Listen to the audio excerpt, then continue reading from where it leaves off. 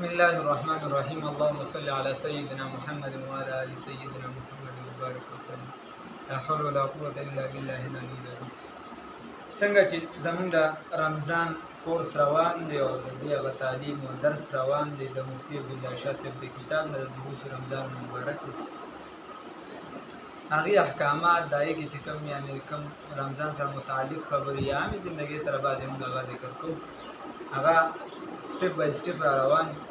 نو اوس په هغې کې موږ دغې کې لګیا وو چې دا روژه په څه ماتېږي او په څه نه ماتېږي. نو په څه مسایل هم موږ ذکر کړو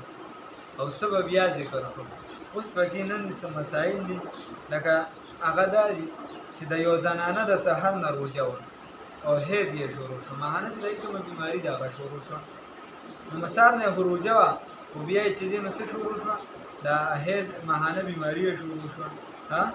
او ماشوم وشو یا ماشوم وشو. د حیض بیماري هغه ماهانه ته ویل شي او نفاس چې دی څلوېښتي یې شروع شو ماشوم وشو. جو اوس دا ماشوم پیدا شي د دې زنانه که نه او یا چې د دې حیض بیماري شروع شو دا بیا خوراک کولی شي دې ته اجازت دی بیا د دې کوجه شو. بس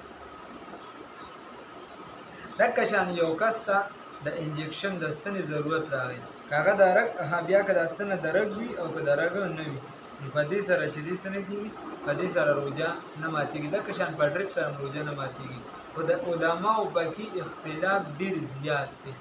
ډېر زیات دی. نو احتیاط په دې خبره کې دی چې سړی په روژه کې ونه خېږي احتیاط په دې کې دی ځکه اختلاف پکې درته وایي چې ډېر زیات دی.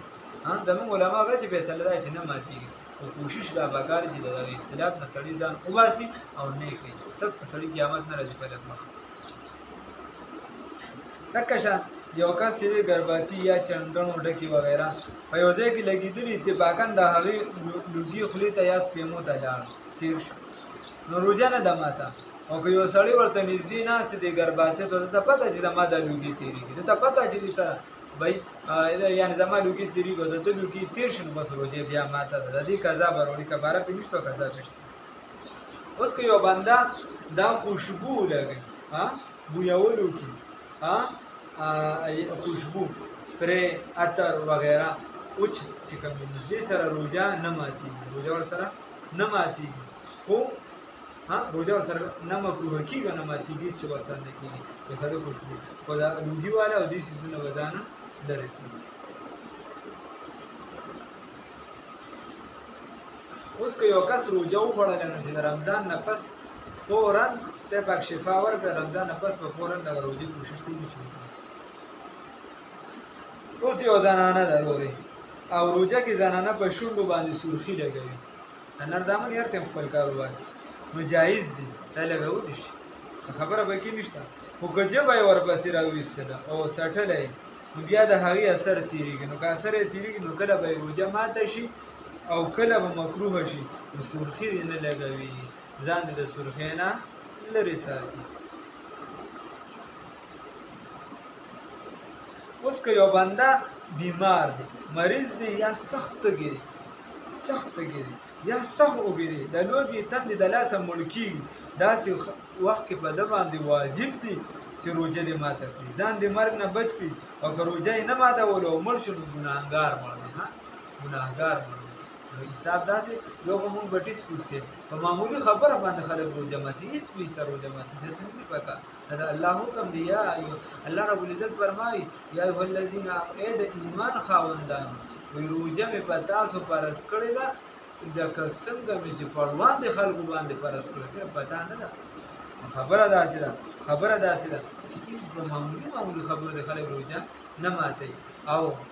بیا چې کله انسان ته ضرورت راغی سخت بیا چې د شریعت اجازت ورکړي بیا دې نیسي اوس دې مړ کېږي دی خوا او دې چې نظر روژه نه ماتو نو داسې هم نه ده پکار. اوس یو سړی دی هغه د رمضان د روژې نیت کړی دی بیا یې ماته کړه نو په ده باندې خو کفاره ده. یو سړی دغه په رمضان کې د روژې نیولو نیت کړی نه دی او خوراک څښاک همیشه کوي نو په ده کفاره نشته خو دغه بنده ګناهګار دی. کفاره به هله وي چې د شپې نه یې نیت وکړي او د ورځې قصدن ماته کړي دا یو څو مسایلو نور مسایل به بیا موږ وایو او د کاروان احمد شاه ابدالي بابا چې کوم د چینل دی د یوټیوب ځای نه مسلسل سلسله وار دا روان دي نو چې کوم د روزي سره متعلق مسایل دي هغه هم روان دي د هغې نه بار وایي او نن چونکې د روزي ولسمه یعنې ده او د جمعې مبارکه ورځ ده دا چې تر ډېر وخت پس دا ورځ رایوځی شي د روزي میاشت او بیا د جمعې ورځ او ولسمه په دې ورځ بمبانې برتري بمبانې جنګ کې ګټه د مسلمانانو کړې وه او فتح مبینه انا فتحنا لك فتح مبینه یو قول د مفسرینو دا دی چې هغه هم دغه جنګ بدر په دې ورځ باندې چې دی مسلمانانو ته یو لویه فتحه میلاو شوې وه او مسلمانانو چې دی دغه کامیابي ترلاسه کړ نو مسلمان له پکار دا لږه لحظه پاتې دی لږ وخت پاتې چې په دې کې خپارو کړي الله رب العزت ترې له توفیق راکړي او الله رب العزت دې موږ د دین د خورولو سبب وګرځوي الله رب العزت په دین باندې عمل کوو. السلام